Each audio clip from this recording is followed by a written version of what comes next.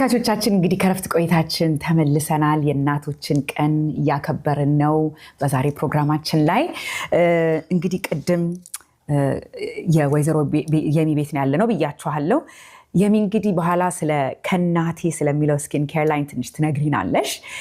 ግን ይሄንን ሐሳብ ከናትሽ ቤትሽ ውስጥ ያየሽው እናትሽ ራሳቸውን ሲጠብቁ ራሳቸውን ሲንከባከቡ ያየሽውን ነገር ወደ ራስሽ አምጥተሽ ከተጠቀምሽበት በኋላ እንዳልኩት completely different ስራ ላይ ነው ያለሽው።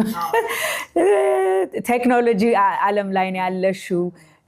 straight corporate environment ነውና ከዛ ወጥቼ ይሄንን ሐሳብ ከራሴ አሳልፌ ወደ ቢዝነስ ወስደዋለሁ